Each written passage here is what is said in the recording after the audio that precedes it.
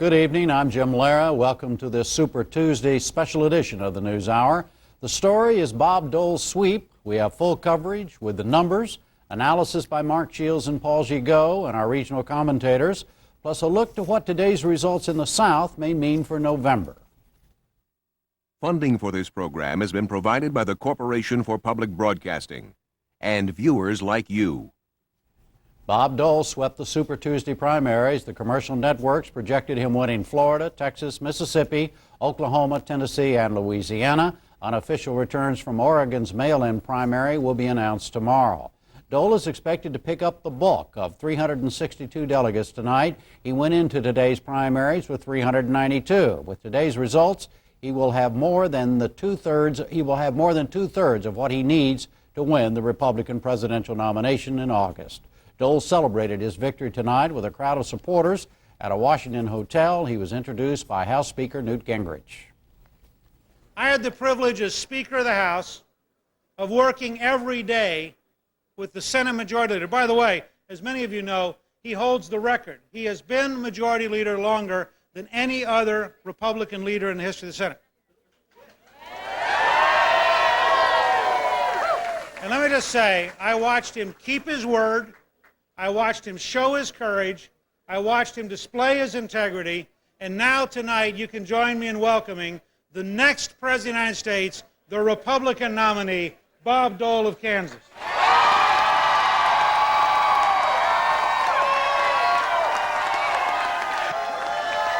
Thank you. Thank you very much. I don't know, for some reason the crowds are getting bigger.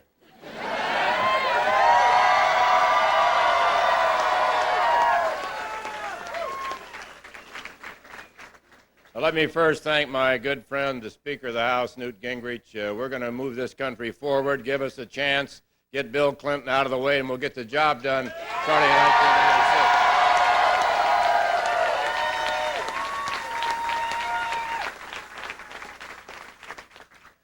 I was just thinking on the way down how these Tuesday night meetings are getting to be more and more fun. And I think the only Tuesday that's going to be more super than this Tuesday will be Tuesday, November 5. That's going to be a big one. Let me repeat what I said last Tuesday. If you believe our country must return to the traditional values that made us strong, you have a home in the Dole campaign. If you believe in hope and economic growth, you have a home in the Dole campaign. If you believe we should cut taxes and balance the budget and put parents back in charge of our schools, untie the hands of our police, and appoint conservative judges to our courts, then join us and we will change America. We will change America.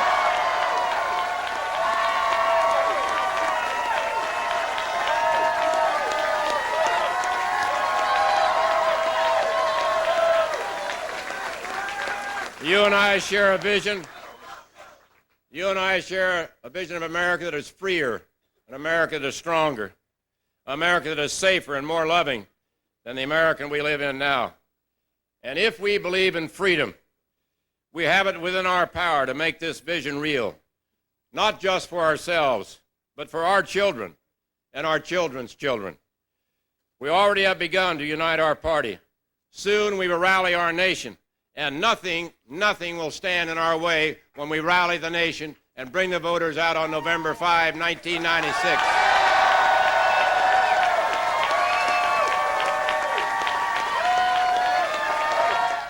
Earlier tonight, Pat Buchanan addressed his supporters at a rally in Boardman, Ohio. Go back, go! Go back, thank you. Go back, thank you very much, friends. Listen, regardless of what happens tonight or next Tuesday night, we're going all the way to San Diego.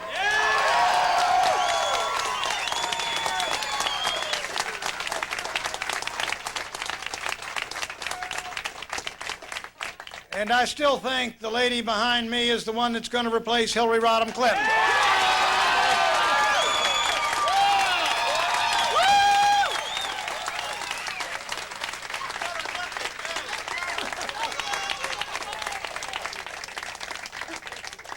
Thank you very much. I look out here at these hundreds and hundreds of people, and I see that despite the fact we've taken some beatings and some defeats in the last couple of weeks, this campaign is the only one in America that's got ideals, ideas, fire, energy, passion, and enthusiasm, my friends. It has still got it.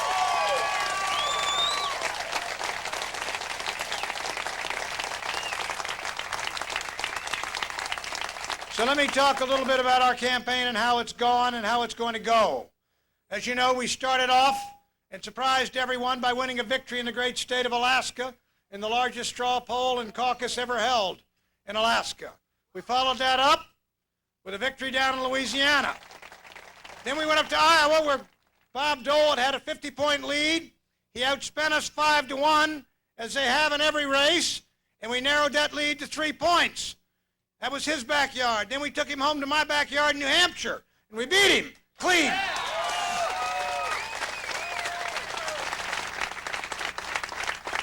And now it does look like he's going to have a good night in terms of the delegate count. But everywhere we see that 40 to 50% of Republicans are saying, we don't want this to end. We want you to go on. We want the fight to continue.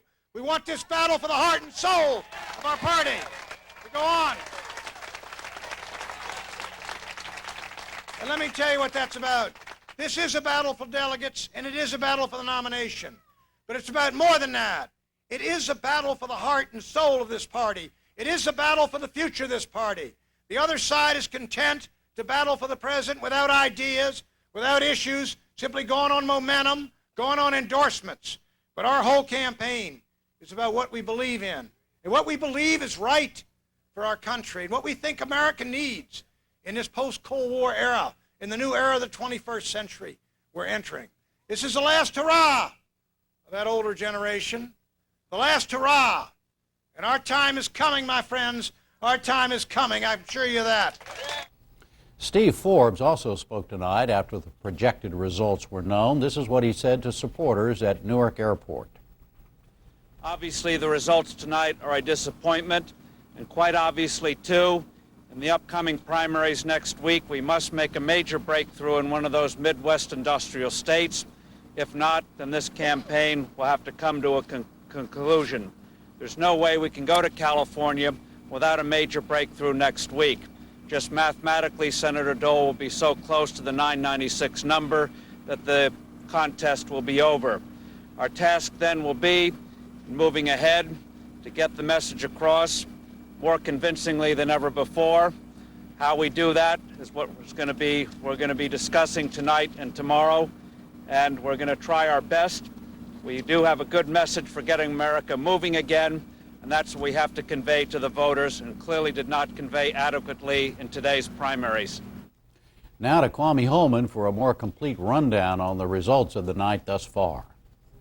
Florida was the first of 6 states where the commercial networks and the Associated Press declared Bob Dole the winner on this Super Tuesday. Let's begin there. Florida had the second largest delegate count today, 98 Republican delegates up for grabs, and with 83% of the precincts reporting. Senator Bob Dole has 56%. Steve Forbes has his best showing of the night thus far, his only second place showing apparently, with 21% of the vote in Florida. Buchanan is third. Pat Buchanan is third with 19%. In Tennessee, with 75% of the precincts reporting, Dole has 51%, followed by Buchanan with 26%, and former Tennessee Governor Lamar Alexander, who dropped out of the race last week, nonetheless got 11%. Forbes came in fourth in Tennessee. In Texas, with only 12% of the precincts reporting, Dole has 55%, Buchanan 21%, Forbes third with 12%. 123 delegates were at stake in Texas, the largest delegate count of the night. In Mississippi, 70% of the precincts have reported. Dole has 61%, Buchanan 27%, Forbes only 7%. In Oklahoma, with 94% of the precincts reporting, it's Dole with 59%, Buchanan with 22%, and Forbes with 14%. In Louisiana, Dole, with 40% of the precincts reporting, Dole has 48%, Buchanan is second with 31%. Buchanan also picked up 13 Republican delegates in the earlier Louisiana caucuses, and Forbes is third with 14%. The Oregon mail-in primary, as we reported, the results there will be known later, and we'll be back later with more numbers. Jim? Yes, thank you, Kwame. Now some analysis of tonight's results from NewsHour regular Shields and Gigot, syndicated columnist Mark Shields, Wall Street Journal columnist Paul Gigot. Paul, so if there was any doubt about the fact of Bob Dole being the Republican nominee, it's over tonight, is it not? It is. There wasn't much drama, much more drama than a professional wrestling match tonight we expected. But this is a big win for Bob Dole. In particular, I think the magic number they wanted to get in the Dole campaign was 50%. And he managed to get that in 6 of the 7 states, came very close in Louisiana with 48%. So I think it's a virtual lock. It's over. It's over? Well, Ted Williams, the great baseball hitter from Boston Red Sox, the splendid splinter himself, when inducted into Cooperstown, the Hall of Fame, said, "I don't know what's so terrific. I only hit 406. Anybody does 4 out of 10 jobs well doesn't last long." Bob Dole hit 1,000 tonight, and he is on more than a roll. He's dominant. I agree with Paul. It was a sweep of proportions. I was just checking, Jim, the percentages that Kwame listed.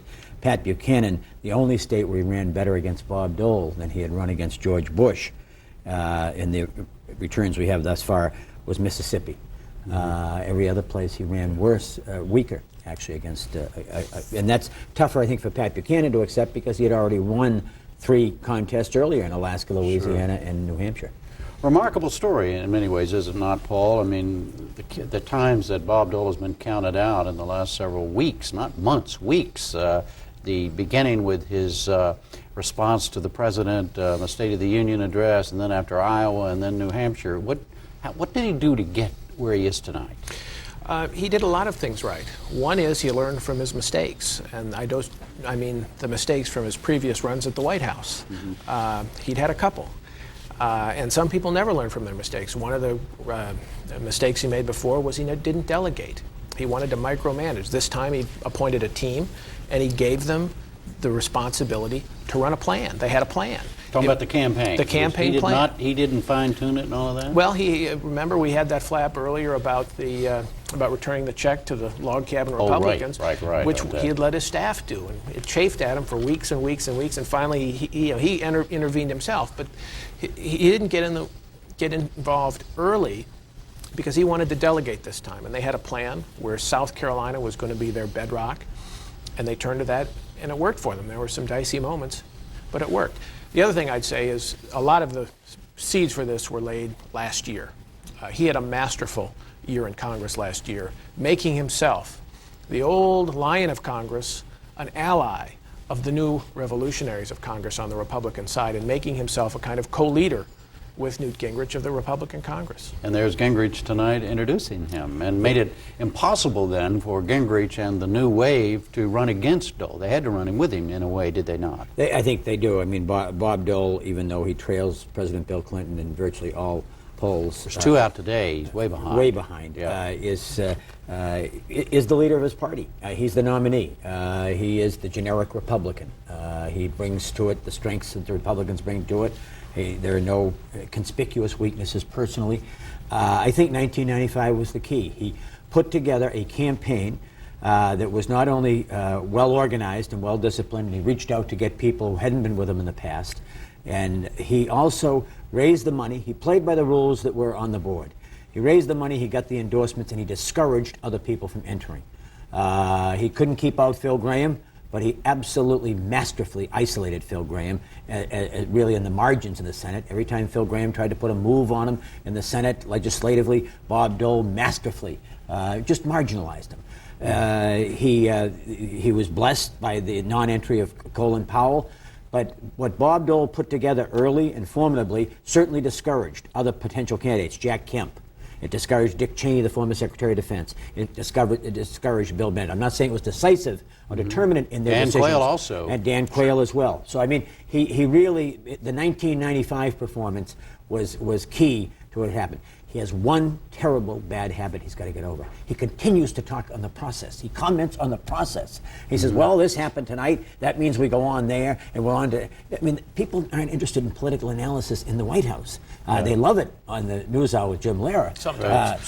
But they really... No, Depends on who's doing it, right. But he really does. He has a penchant for doing that. What else has he got to do in the immediate now, do you think, Paul, to get on with the main business at hand, which is to defeat Bill Clinton in November? I think the most important thing he has to do is to prevent a third-party run.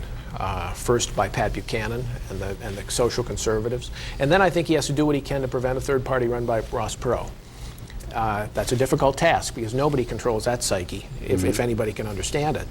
But he has to do that because if Perot does get in, it is a very difficult job for Bob Dole to win. I think that's his most important task. The other thing he has to do right now, I think he has to begin to become the spokesman, not in the sense for the Republican reform movement, very broadly put, including the governors, the whole agenda.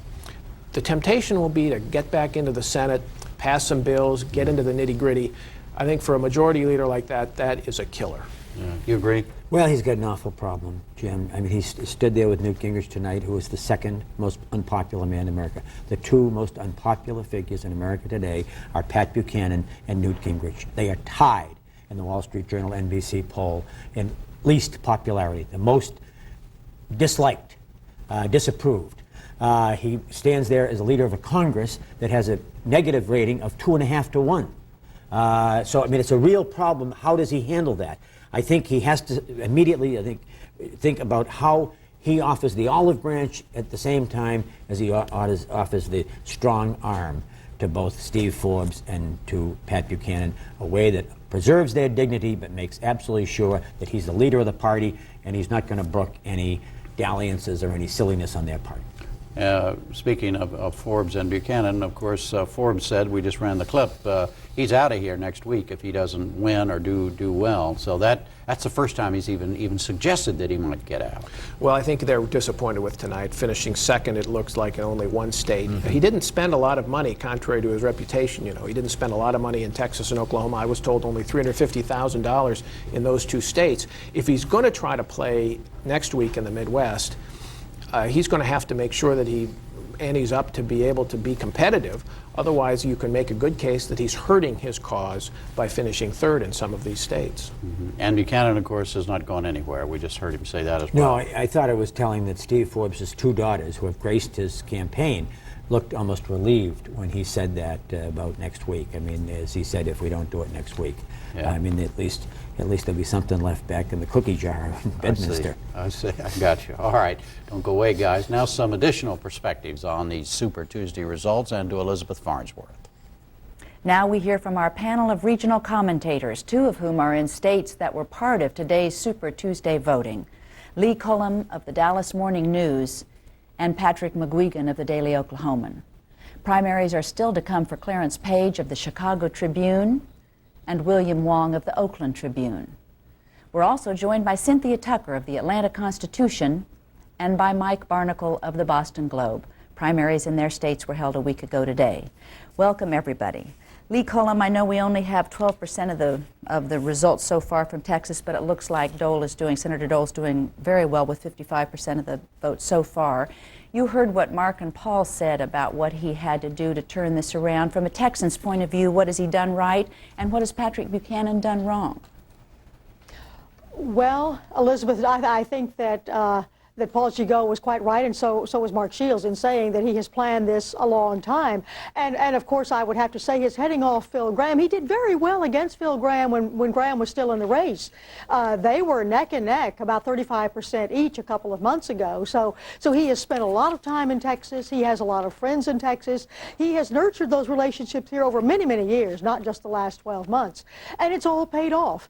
And I think that Paul is absolutely right in saying that he's gotten out ahead off a third-party candidacy. Buchanan never really registered here in Texas. And I want to say that there was a focus group that was conducted by United We Stand America, Perot's group, that explains it a little bit.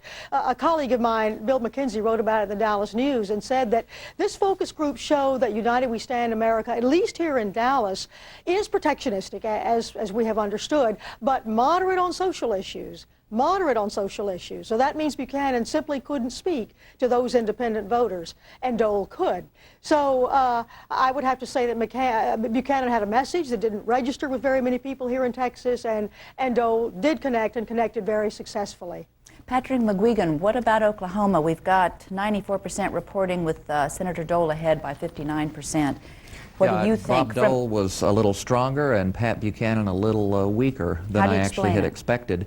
And I think it may all most easily be summarized up by the AP exit poll for our state, which indicated that 7 out of 10 of the people voting, 7 out of every 10 people voting for Dole, believe that he is the candidate that can face Bill Clinton with the strongest position and the most likely to defeat him in November. And I think that's the explanation. The party is indeed beginning to come together earlier than I expected, candidly. What do you think Senator Dole has to do to bring it together fairly quickly now?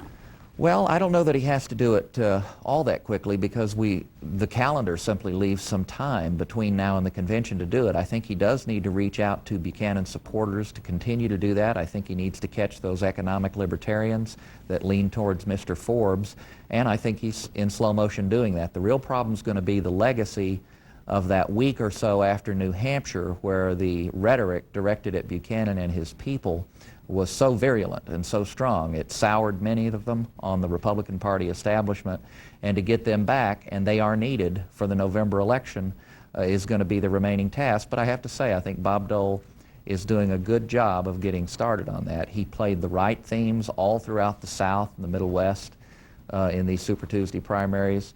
I take my hat off to him. Just briefly, what do you think about Pat Buchanan's decision to stay in? Pat McGuigan? I'm sorry. What do you think about Pat?